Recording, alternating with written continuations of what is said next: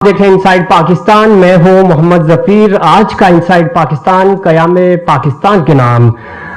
قیام پاکستان کے 75 سال مکمل ہو گئے، کیا کھویا اور کیا پایا؟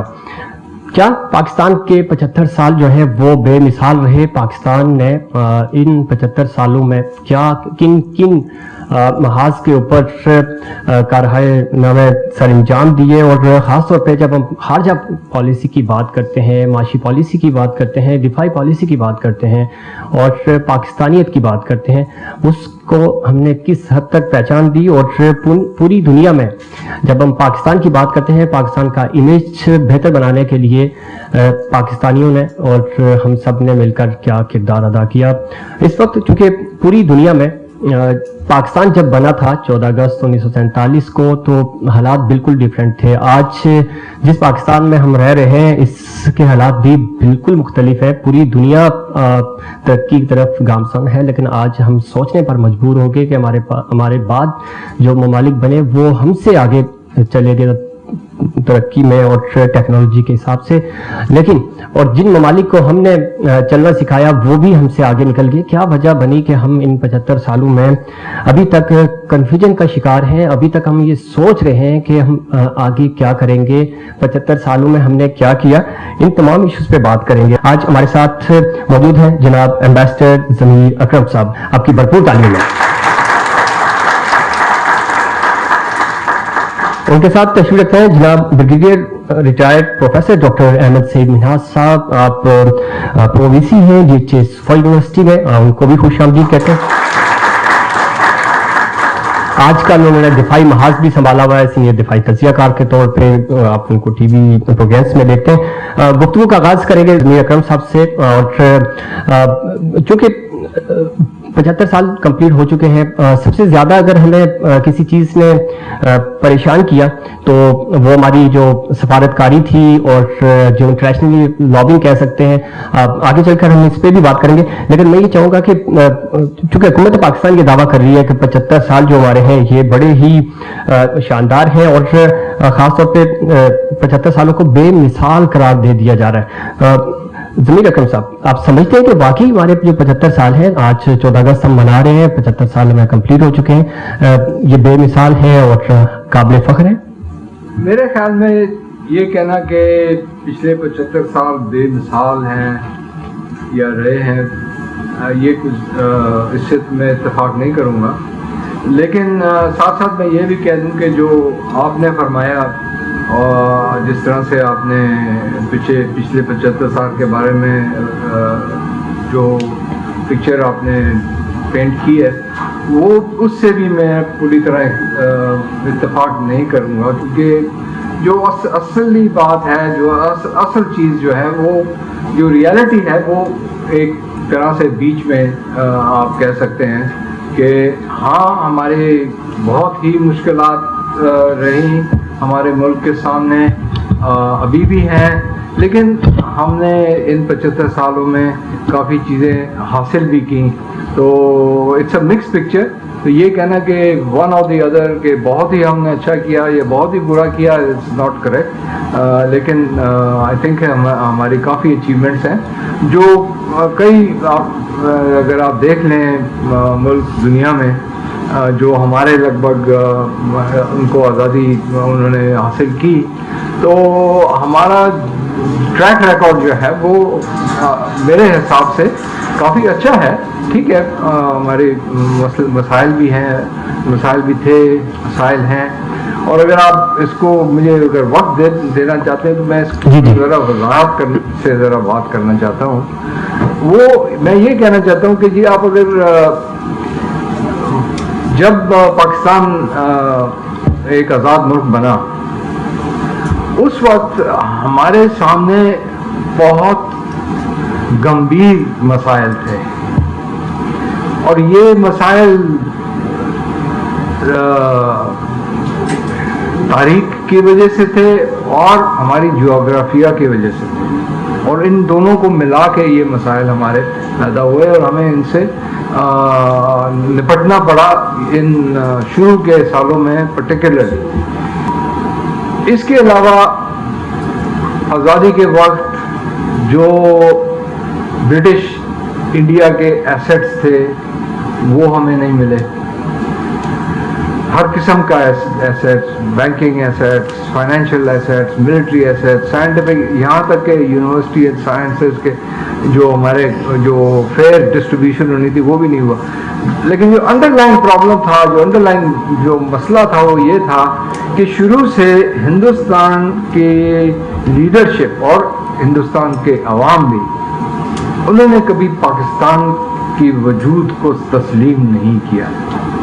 ये एक सबसे बड़ा आपको मसला रहा है। आपका जो हमसाया है वो किसी और मुल्क के हमसायों की तरह नहीं है जो आपके मुल्क को जड़ से ही ख़त्म करना चाहता है। और मैं आपको वसूख से कह सकता हूँ, अपने पर्सनल एक्सपीरियंस से कह सकता हूँ, क्योंकि मैंने 5-5.5 साल दिल्ली में गुजारे हैं हमारी एम्बेसी में। इसकी वजह से मैं आपसे ये ज़रूर वाज़े करना चाहता हूँ कि ये बहुत बड़ा एक हमारे लिए मसला शुरू से रहा है और आज तक भी यही मसला है। जहाँ पर हिंदुस्तान का दाव लग सकता है वो आपको नुकसान पहुँचाता है। छोटी छोटी बातें, अब आपको याद होगा पिछले दिनों ब्रिक्स ग्रुप जो है उसकी एक एक्सटेंडेड मीटिंग हुई थी साउथ ईस्ट एशियन कंट्रीज के साथ, और उसमें क्योंकि ब्रिक्स के जो मेंबर्स हैं वो कंसेंसस से अपने फैसले करते हैं, तो पाकिस्तान को उस मीटिंग में दावत देने के लिए हिंदुस्तान ने कहा कि जी पाकिस्तान को तो हम नहीं आने देंगे, और क्योंकि वो कंसेंसस से होता है तो दूसरे ममालिक जो थे वो उसको नहीं चेंज, उनको हिंदुस्तान की बात माननी पड़ी। इसी तरह से यूएन सिक्योरिटी काउंसिल में जब प्रेसिडेंसी थी हिंदुस्तान की तो उस वक्त उन्होंने, हिंदुस्तान ने कहा कि जी अफगानिस्तान पर डिबेट हो रही थी, और अफगानिस्तान की डिबेट में अगर आप पाकिस्तान को अंदर ना आने दें तो आपकी क्या डिबेट हो सकती है अफगानिस्तान पे। उस पर भी हिंदुस्तान ने कहा कि जी इसमें इस डिबेट में पाकिस्तान को हम नहीं आने देंगे क्योंकि उनके पास प्रेसिडेंसी थी।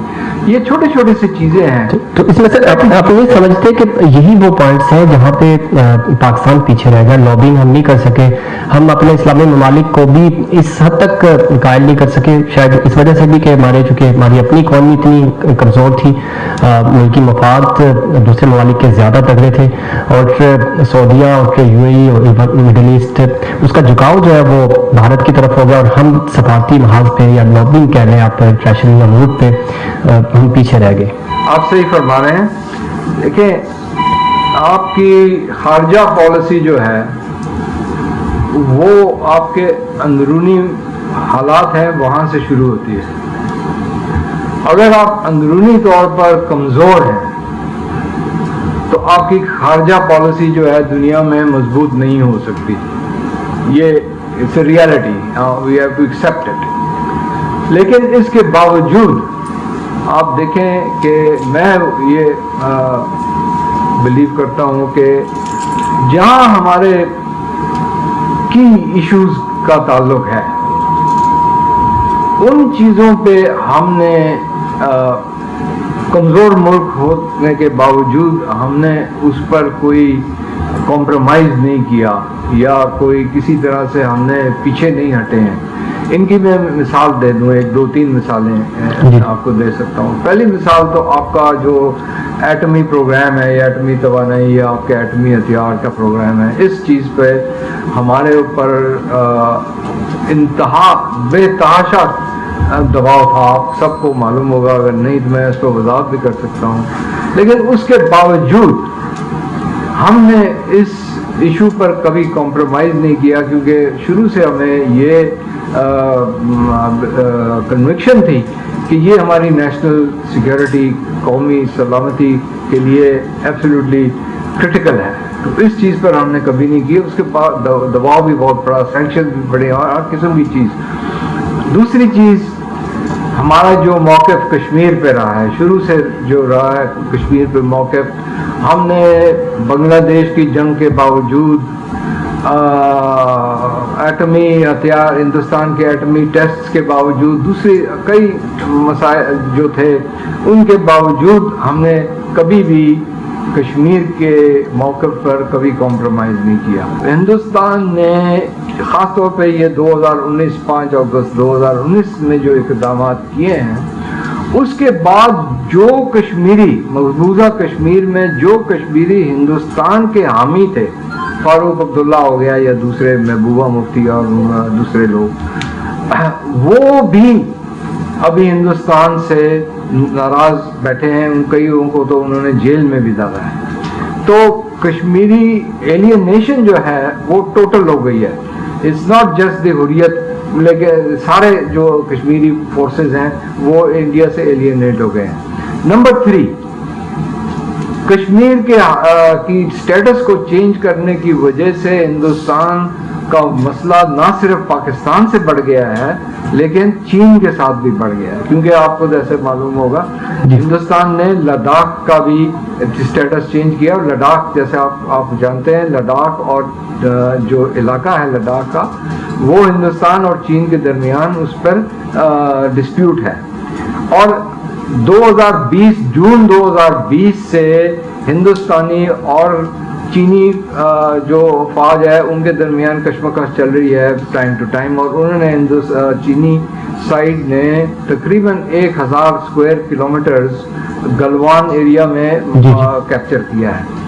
تو اس کے وجہ سے اب ہندوستان کی جو فوجیں ہیں ان کو پاکستان کا سامنا کرنا پڑ رہا ہے لائن آف کنٹرول پہ، اور چین کی فوجیں جو ہیں ان کا سامنا کرنا پڑ رہا ہے لائن آف ایکچوئل کنٹرول پہ. تو یہ 2 فرنٹ سچویشن ان کے لیے بن گئی ہے. تو یہ سارا جو ہے نا، اس کی وجہ سے میں یہ یقین سے کہہ سکتا ہوں کہ India has already last the Kashmiri people.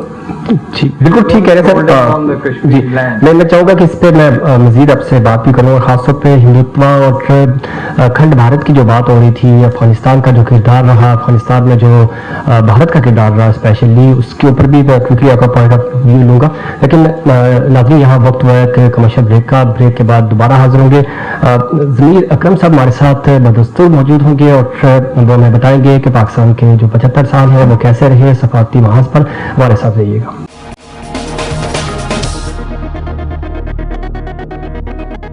Programme میں ایک بار پھر خوش آمدید.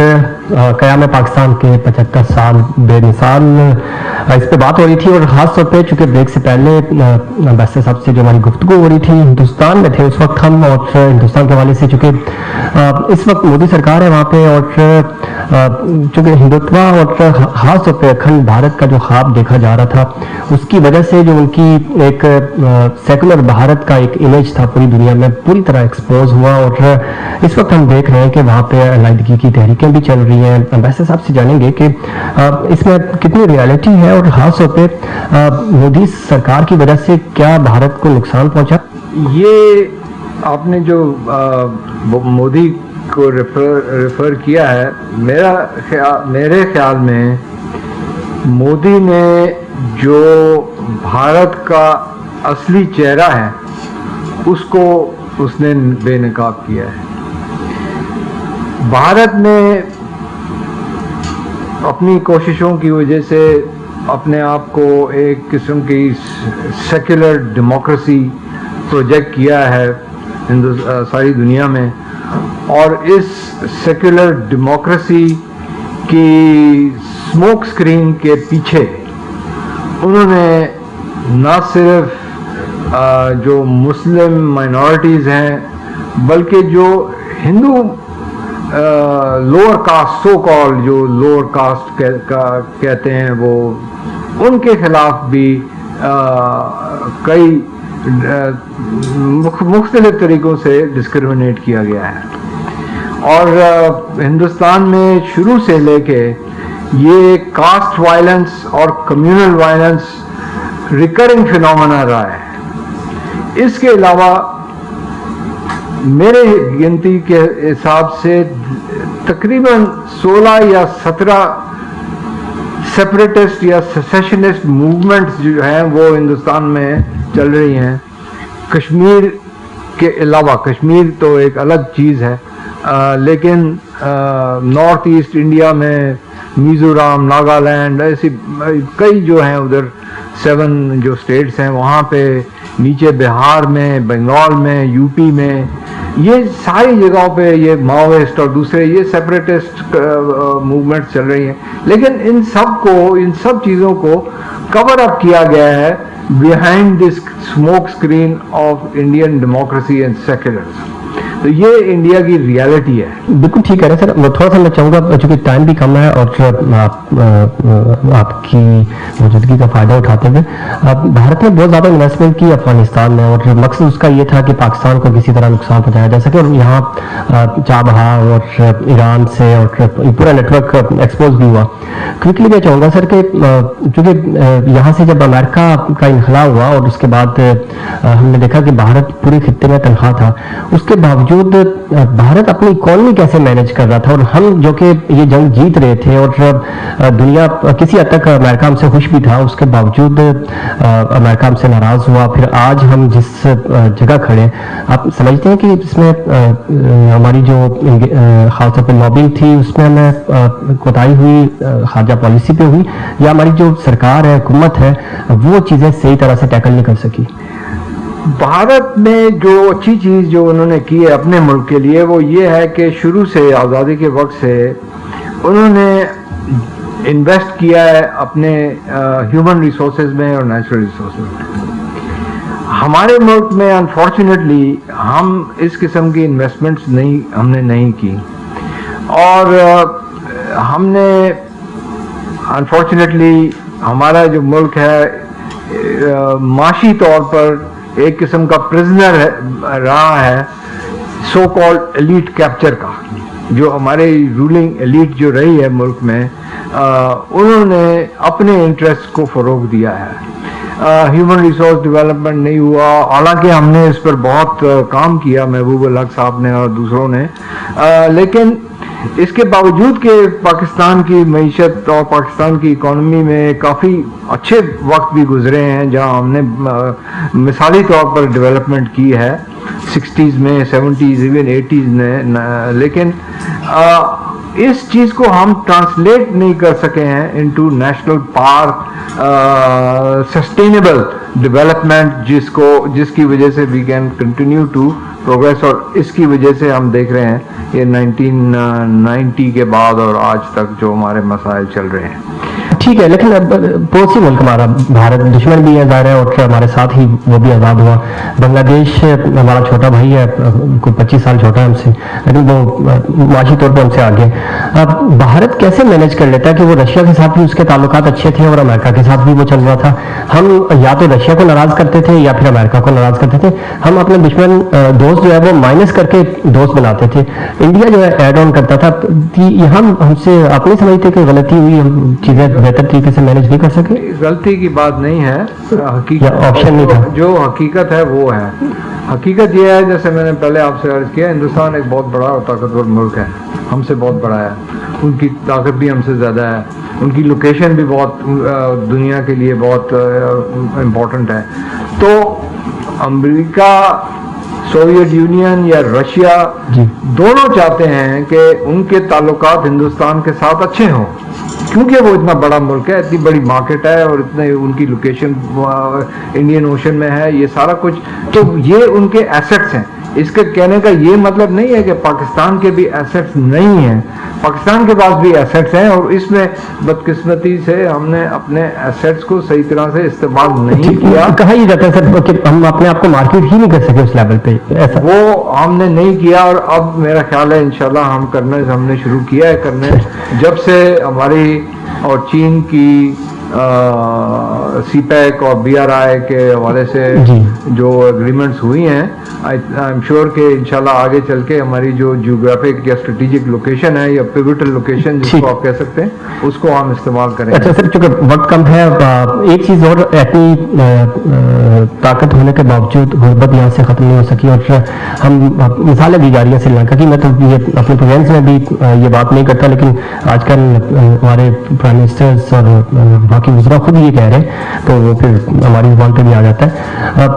کیوں ہم چیزیں مینج نہیں, غربت نہیں مٹا سکے؟ جس طرح شروع میں کہا بھی گیا کہ ہم 60s میں بہت ڈیولپمنٹس کے کام ہوئے, آج ہم دیکھ رہے ہیں کہ جو 60s میں ہمیں کراچی نظر آتا تھا وہ کراچی آج کوئی گھاؤ گھوٹ کا منظر پیش کر رہا ہے مثال کے طور پہ. دوسرا, ہم سے جو ہمارے اسلامی ممالک ہیں وہ بھی اتنا خوش نہیں, ان کو بھی ہم خوش نہیں رکھ سکے, ان کو ہم نے بڑی سپورٹ کی. تیسری چیز, ترکی اب چونکہ کہا جا رہا ہے کہ ایک نیا بلاک بن رہا ہے, آپ سمجھتے ہیں کہ خلافت عثمانیہ کی طرح, جیسے چونکہ اب ان کا 2023 میں 100 سال پورے ہو جائیں گے, پابندیاں بھی ہٹ جائیں گی, تو کوئی ریجن میں بڑی تبدیلی آ رہی ہے؟ پہلی چیز جو ہے آپ نے جو بات کی اس کا جواب ویری سمپل, بیڈ گورننس. جب گڈ گورننس تھی پاکستان میں, we were making good tremendous economic progress. 60s کا آپ حوالہ دیکھ لیں, ایون 80s میں آپ دیکھ لیں, 2005 2008 تک ہماری گروتھ اچھی خاصی چل رہی تھی, 6% 7% تک ہم جا رہے تھے, 9% ایگزامپل دیا جاتا تھا 60s میں پاکستان کا as a developing country. Reason good governance. اب ہم نے جو مسائل ہمارے سامنے ہیں, that is because of bad governance, اور بیڈ گورننس سے پھر یو الاؤ ایلیٹ کیپچر بھی ہوتا ہے آپ کا, اور ساری جو مسائل ہیں وہ آپ کے سامنے پھر آ جاتے ہیں. اور اب اس مسئلے سے باہر نکلنے کا حل ہی گڈ گورننس ہے, اکاؤنٹیبلٹی اینڈ گڈ گورننس. جہاں تک آپ اسلامی ممالک کی بات کر رہے ہیں, یہ آئی تھنک ایگزیجریشن ہے کہ جی ہمارے اسلامی ممالک کے ساتھ حالات اتنے اچھے نہیں ہیں. اب اسلامی ممالک اور کچھ اسلامی ممالک بھی کس طرف جا رہے ہیں, ان کی اپنی مسائل ہیں, ہم ان مسائل میں ہمیں نہیں پڑنا چاہیے. جس طرح مثلاً یہ جو سو کالڈ ابراہیم اکارڈ ہوا ہے اسرائیل, امریکہ اور یہ UAE اور دوسرے کچھ عرب کنٹریز, جس میں یہ اسرائیل کے ساتھ آگے جا رہے ہیں, اور یہاں بھی کوئی لوگ کہتے ہیں کہ جی ہمیں بھی, میرا نہیں خیال ہے کہ ہمیں چونکہ سوال یہ کروں گا, آپ ایڈ آن کر دیں اسرائیل کو جو تسلیم کرنے کی باتیں ہو رہی ہیں. ہاں, تو میرا نہیں خیال ہے کہ from a point of view of principle کہ ہمیں اسرائیل کو تسلیم کرنا چاہیے, کیونکہ ایک بہت important principle of self determination اس میں انوالوڈ ہے. ہاں, ہماری جو پوزیشن رہی ہے شروع سے, ہمیں اس کو پرسو کرنا چاہیے کہ ہم اسرائیل کو ریکگنائز کر دیں گے as soon as Israel and two state solution, Israel Palestine states کا سولوشن نکل آتا ہے according to UN security council resolution. لیکن یہ جو ممالک ہیں یہ اسرائیل کے ساتھ کیوں مل گئے ہیں, اس کی وجہ ایران ہے. اب ہم ان کی وجہ سے ایران کے ساتھ اپنے تعلقات کو خراب نہیں کرنا چاہتے ہیں نا, تو یہ ایک this has to be understood in the entire complete context. ترکی سر, ترکی بھی ہمارا تو ہر وقت ہمیں شروع سے بہت ہی قریب ملک رہا ہے. ہم نے ان کے ساتھ کافی ہم ریلائی کرتے ہیں, اور آگے جا کے ایک طرح سے ایک ایمبریونک قسم کا ایک انٹانٹ بن رہا تھا پاکستان, ٹرکی, ملیشیا, لیکن اس پر یہ سعودی ہمارے دوست جو ہیں وہ خفا ہو گئے, تو وہ ذرا بیک فٹ پر چلا گیا. لیکن پھر بھی ٹرکی کے ساتھ, ملیشیا کے ساتھ, انڈونیشیا کے ساتھ, یہ ایران, آئی تھنک یہ سارے جو ممالک ہیں ان کے ساتھ ہمیں اپنے ریلیشن شپس کو امپروو کرنا چاہیے, ان کو فردر ایمفسائز کرنا چاہیے. We should not be focused only on the major parts but even on smaller parts like these countries. 70 سال میں ہمیں جو نیشنل سیکیورٹی ملی, 75 سال لگے ہمیں اس پالیسی کو بنانے میں, اور یہ بہت پہلے بن جانی چاہیے تھی. اور ساتھ ہی ساتھ چونکہ اس پورے 75 سالوں میں ہم نے 3 بڑی جنگیں بھی لڑی ہیں, اور آج بھی حالات بڑے ٹف ہیں. لیکن کوئکلی میں چاہوں گا کہ دفاعی امور کے اوپر اور خاص طور پہ جو ہماری نیشنل پالیسی, سیکیورٹی پالیسی آئی ہے, اس کو آپ کس نظر سے دیکھتے ہیں؟ بسم اللہ الرحمن الرحیم. Thank you Zafeer and I society جو ہمارے D H S super university کی اس پروگرام کو آرگنائز کیا. میں نیشنل سیکیورٹی پالیسی کے اوپر اگر بات کروں تو 75 سال ہمیں لگے اس کو پبلک کرنے کے اندر. یہ نہیں کہ اس سے پہلے جب سے پاکستان ہمارے سے وجود میں آیا ہے تو ہماری کوئی نیشنل سیکیورٹی پالیسی نہیں تھی, پالیسی تھی لیکن پبلک نہیں تھی. اب اس کی وجہ یہ ہے کہ ہمیں سیکیورٹی جو ہے وہ ڈومینیٹ کرتی رہی ہماری تمام پالیسیز کے اوپر. پاکستان 1947 سے بنا, 48 کے اندر ہماری وار ہوئی, 65 में वॉर हुई, 71 में वॉर हुई, उसके बाद जो आपका स्माइलिंग बुद्धा उन्होंने 1972 में टेस्ट किया न्यूक्लियर वेपन, हम लोग न्यूक्लियर के पीछे चले गए, फिर कोल्ड वॉर शुरू हो गई, कोल्ड वॉर खत्म हुई, थोड़ा सा गैप मिला 7-8 साल का, उसके बाद वॉर ऑन टेरर आ गई, और अब तक वॉर ऑन टेरर जो है अपनी वो अब दम तोड़ती हुई जो है वॉर ऑन टेरर है, अब हम काफी हद तक स्टेबल हो चुके हैं। तो इन सारे अगर आप देखें पिछले 75 सालों के अंदर तो हम लोग सिक्योरिटी के रिगार्डिंग कंसर्न रहे, इसलिए सिक्योरिटी हमेशा से जो हमारा वो राइडर क्रॉस रहा है और वो पैराडाइम जो हमारा सिक्योरिटी के इर्द गिर्द घूमता रहा, पिवट रहा है। नाउ अभी क्या हुआ कि 2014 में ये सेंस आना शुरू हो गया, जो पिछली गवर्नमेंट थी उन्होंने सोचा कि क्यों ना आप नेशनल सिक्योरिटी पॉलिसी ऐसे बनाए जो कि होल एनकम्पसिंग हो, सिर्फ सिक्योरिटी ना हो।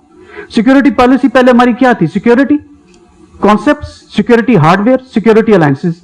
अब उन्होंने सोचा कि क्यों ना इसको हम शिफ्ट करें, पैराडाइम शिफ्ट करें, एंड वी गो टुवर्ड्स कि हम पॉवर्टी एलिवेशन की तरफ जाएं, गुड गवर्नेंस की तरफ जाएं, एजुकेशन की तरफ जाएं, हेल्थ की तरफ जाएं, फॉरेन पॉलिसी हमारी कॉपरेशन वाली हो, कैंप पॉलिटिक्स की तरफ ना हो, इंटरनल सिक्योरिटी हमारी ठीक हो, लोगों के साथ हम मिल बैठ के बात करें, और हमारे एक न्यूट्रल किस्म की पोजीशन हुई, जैसे कि एम्बेसडर साहब ने भी कहा कि हम इंडिया की शायद उस अप्रोच की तरफ जाएं ताकि हम कैंप पॉलिटिक्स को अवॉइड कर सकें ना। उसको देखते हुए अब एक ए political kind of national security policy 75 years के बाद पब्लिक हुई है, जो कि गाइडलाइंस पे जो है वो मुश्तमिल है, 48 पेजेस की है, जो मेन उसके कैसे डिटर्मिनेंट्स है, कैसे उसको इम्प्लाई करना है, वो अभी it is like kind of जो क्लोज टू चेस जो रखे होते हैं कार्ड्स, उसके ऊपर है, लेकिन गाइडलाइंस हमारे पास जरूर आ गई हैं। अब हमारा क्या, अब हम ट्रेडिशनल सिक्योरिटी से नॉन ट्रेडिशनल सिक्योरिटी की तरफ चले गए।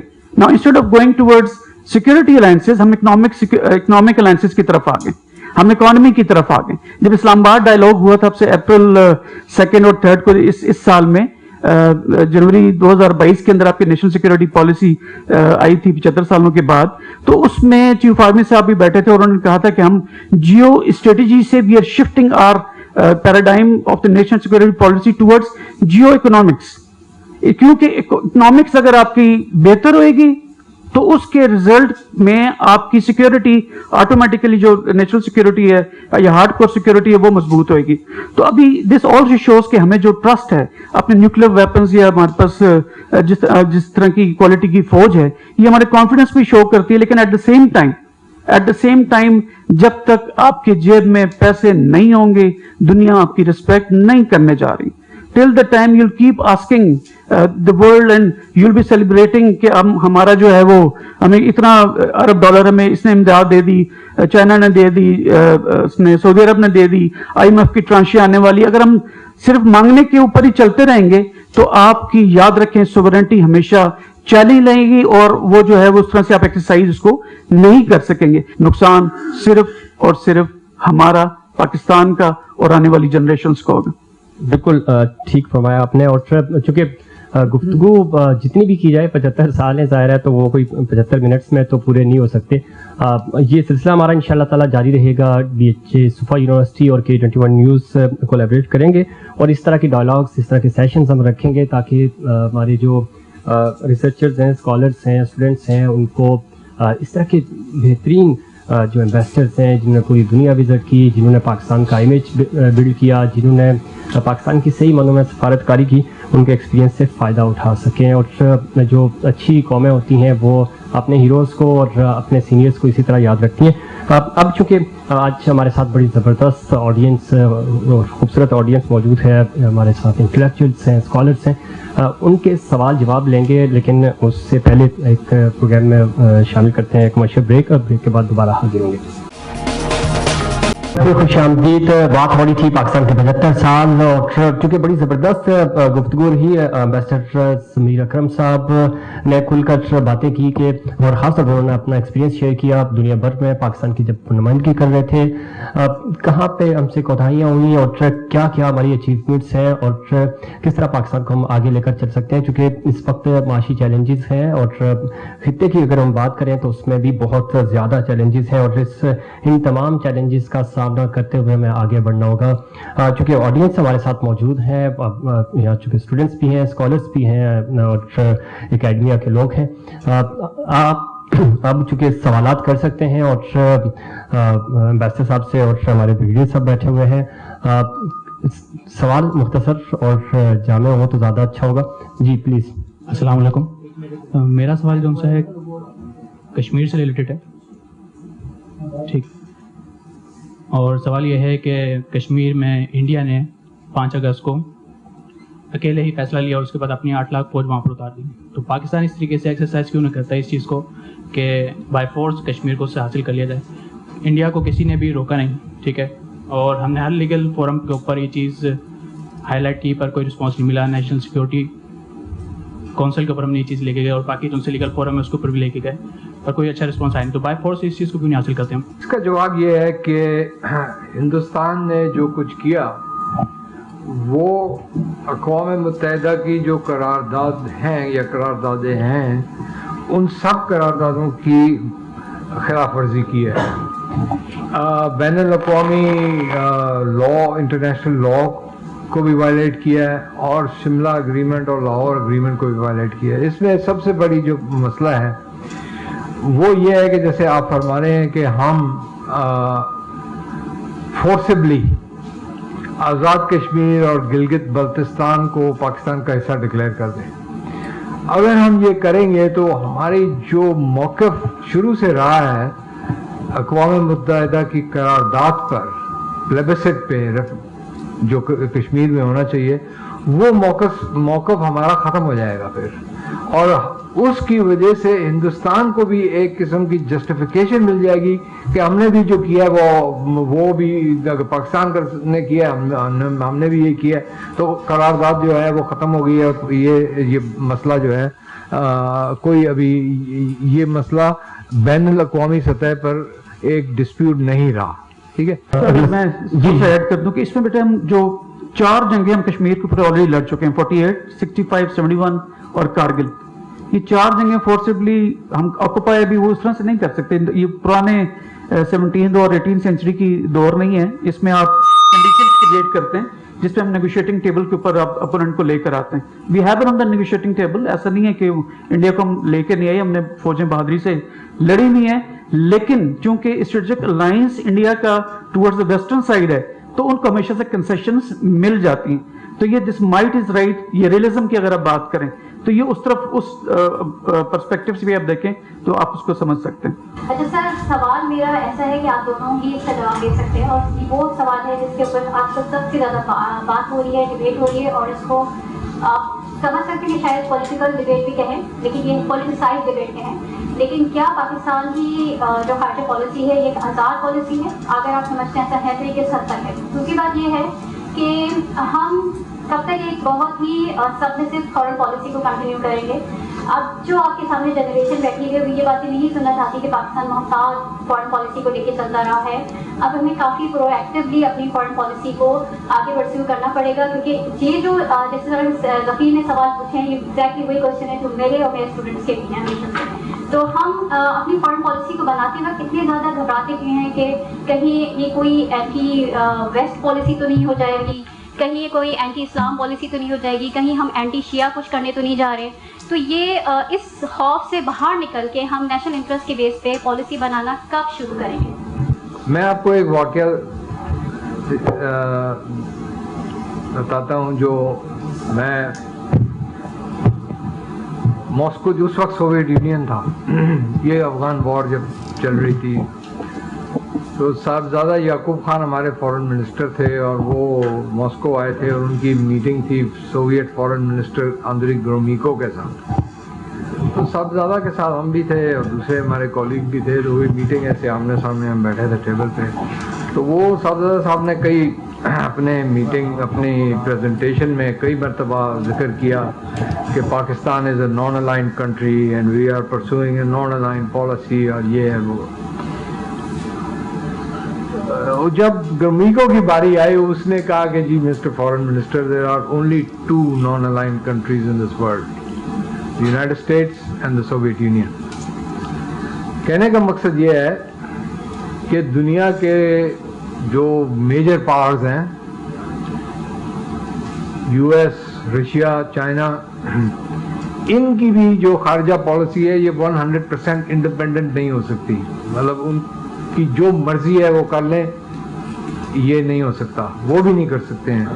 تو as so called independent foreign policy پرسو کرنا کوئی بھی ملک جو ہے وہ اس کے لیے پاسبل نہیں ہے. وہ ان ویریشنز اور ویرینگ ڈگریز میں وہ اپنی انڈیپینڈنس کو پرسو کر سکتے ہیں, اور وہ چیز جو ہے جو ڈگری ہے, the variation in the degree, وہ ڈپینڈ کرتا ہے کہ وہ ملک کتنا طاقتور ہے. اس میں ایک چھوٹی سی دو چیزیں ایڈ کر دوں. لیکن جب بھی فورن پالیسی اس کی بنتی ہے اس میں دو چیزیں کارن سٹون ہوتی ہیں. One rationality and second is engagement. Engagement کبھی بھی ڈپلومیٹس جب بھی بات کرتے ہیں, انگیجمنٹ اگر آپ ڈسکنٹینیو کریں گے بات کریں گے امبیسڈر اور any diplomat will never agree. So rationality بھی چاہیے تاکہ آپ رسپانسبل اسٹیٹ کے طور پہ جانے جائیں. And second is your engagement. جیسے امبیسڈر صاحب کہہ رہے ہیں, آپ یہ جو ڈپلومیسی آپ ایکسرسائز کرتے ہیں تو اس kind of a chess game, آپ کیلکولیٹڈ ودرال کرتے ہیں to give a bigger leap in the future. تو یہ جو ودرال ہے اٹ ڈزنٹ مین کہ آپ اپنی سوورینٹی کو ریلیگیٹ کر رہے ہیں, بٹ یو آر کیلکولیٹڈ ایک ودرال کر کے پھر فردر لیپ لیتے ہیں. It's all kind of a chess game which Ambassador Amir Akram is master of. Assalamu alaikum. Sir, this question is not related to us, it's related to Afghanistan, क्योंकि अफगानिस्तान के अंदर recently United States of America had to go. अब हमें पता है कि अफगानिस्तान की क्या रिसोर्सेज हैं, हमें ये पता है कि इससे पहले रशिया भी आके बैठे थे और रशिया भी चला गया, और उसके बाद फिर अमेरिका आया और अमेरिका ने भी पैकअप किया है. अभी थोड़ी देर पहले सर आप ही कह रहे थे कि अमेरिका की जो रिसोर्सेज है उससे हम कम्पीट नहीं कर सकते. हाउ कम अफगानिस्तान कम्पीट कर गया? What is the game behind? Thank you sir. देखिए, पहली चीज ये है कि Afghanistan had very little to lose, ठीक है, and Afghanistan and the second thing is that the Taliban achieved what they did at the cost of the total destruction of their country. Okay ji? Okay, when I say Afghanistan had very little to lose, उसका मकसद ये है कि जब आपको याद होगा जब ये 9/11 के बाद एक ये कंट्रोवर्सी थी कि जी the US is using a $1 million cruise missile to destroy a $10 hut or a $10 cottage, which after 2-3 days is built again. तो वो एक asymmetric warfare थी. अफगानिस्तान की ना आर्मी थी, I mean अफगानिस्तान की आर्मी थी, but they were aligned with the US. But Taliban की as such तो कोई structure नहीं था. They were just a guerrilla warfare, a guerrilla fighting force, and it was an asymmetric warfare. तो asymmetric warfare में ये हो सकता है, लेकिन पाकिस्तान और अमेरिका अगर खुदा ना खास्ता अगर कोई जंग होती है हमारी, it will not be an asymmetric warfare. It will be more like the warfare that was fought against, for instance, Iraq, where American superior firepower was used to destroy Iraq's complete infrastructure, its armed forces, it's all. So, I mean, we will be able to do what we can. I will not say it's going to be a walkover like Iraq was a walkover for the Americans. And I think that the Americans will think 100 times before they launch an operation like this against Pakistan because of Pakistan's nuclear weapons, which is why I don't think such a war will ever take place between Pakistan and the United States, or with Pakistan and India for that matter, because हमारे पास nuclear deterrence है, वो एक अलग चीज़ है. लेकिन point ये है कि न्यूक्लियर डिटेरेंस तो हमारे पास 2001 में ही था ना, यही आपका पॉइंट है ना, हमने वो क्यों नहीं इस्तेमाल किया उस वक्त. उसका जवाब ये है कि जी आप अपने न्यूक्लियर वेपन्स को आपने रखा है as a deterrent. It's a deterrent. Nuclear weapons का जो असल, now this will start another debate, but point ये है कि nuclear weapons are weapons to prevent the outbreak of war. They are a deterrent against outbreak of war.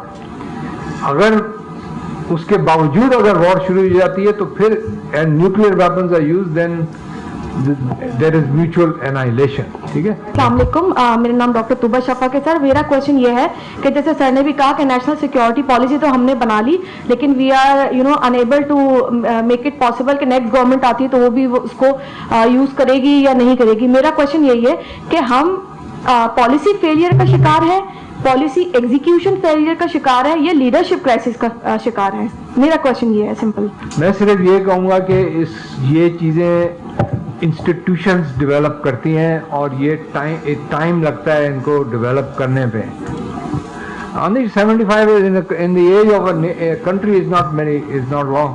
अगर आप उठा के देख लें, इवन अमेरिका की हिस्ट्री देख लें, तो उसके पहले 75 इयर्स में आप देखें अमेरिका ने क्या अचीव किया और क्या नहीं किया। तो उनकी सिविल वॉर भी हुई और बहुत कुछ हुआ। सिमिलरली ब्रिटेन में और फ्रांस, आपको पता है फ्रांस की हिस्ट्री क्या है। तो luckily we have prevented a civil war. I mean, ठीक है, Bangladesh was a civil war imposed by India, that's another thing. But revolution, civil war हमारे मुल्क में नहीं हुआ। Hopefully, inshallah, we will over time develop our institutions will throw up leadership. The basic point आपने जो किया वो valid ये है कि ये dynastic politics से हमने निकलना है। As long as it's dynastic, तो फिर जो है ना, आप जो भी है विदाउट एनी क्वालिफिकेशंस आप उसको बना दें जो आपकी मर्जी, तो फिर तो आप कुछ नहीं कर सकते। अच्छा, बहुत जबरदस्त बन गया। थोड़ा सी चीज ऐड कर दी, जो आपकी national security policy living document है। Living document means that it's not static, ये कीप अपडेट होती रहेगी। वन, सेकेंडली इंस्टीट्यूशन चाहिए इसको इम्प्लीमेंट करने के लिए, तो we have national security division, तो वो उसको देख रहे हैं, उसमें मिलिट्री और सिविलियन ब्यूरोक्रेसी दोनों शामिल है। अस्सलाम वालेकुम, मेरा नाम मनीषा आमिर है और मेरा सवाल ये है कि पाकिस्तान और ईरान के ताल्लुकात किस तरह आने वाले दिनों में बेहतर हो सकते हैं। जैसे कि ईरान एक इम्पॉर्टेंट नेबरिंग कंट्री है पाकिस्तान का, तो जैसे चाइना के साथ हमने CPEC का प्रोजेक्ट साइन किया, आने वाले दिनों में अगर हम ईरान के साथ भी कर लें तो एक इकोनॉमिक डेवलपमेंट और प्रोग्रेस के लिए बहुत अच्छा है पाकिस्तान के लिए, और ताल्लुकात भी ईरान से बेहतर हो सकते हैं। तो ऐसे कोई चांसेस हैं कि ऐसा कोई प्रोजेक्ट पाकिस्तान लॉन्च करे ईरान के साथ? ये ईरान एज ए कंट्री और ईरानियन पीपल जो हैं एंशिएंट सिविलाइजेशन है और वो बड़े कॉम्प्लेक्स लोग हैं, कॉम्प्लेक्स नॉट कॉम्प्लिकेटेड। उनके साथ निगोशिएट करना बहुत मुश्किल चीज़ है। तो ईरान के साथ हमारी दो मुश्किलात हैं। पहली चीज़ तो मैं ये कह दूं कि जो आपने फरमाया वो बिल्कुल पॉसिबल है, हो भी सकता है। और हमारी जो CPEC का जो मुआहदा है चीन के साथ, इसी तरह का एक मुआहदा चीन और ईरान के के साथ भी है।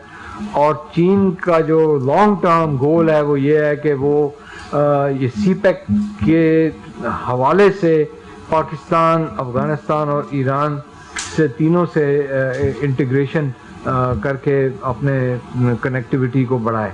इसका हम भी उसके फेवर में हैं और फॉर्चुनेटली रशिया, सेंट्रल एशिया भी इसके फेवर में, तो ये एक इवॉल्व कर सकता है।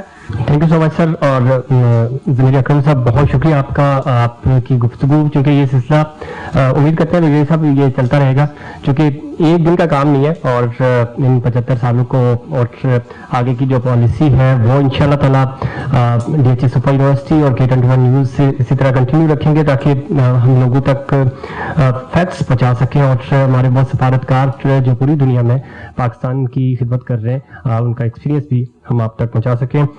भरपूर क्लैपिंग करें हमारे आज के गेस्ट के।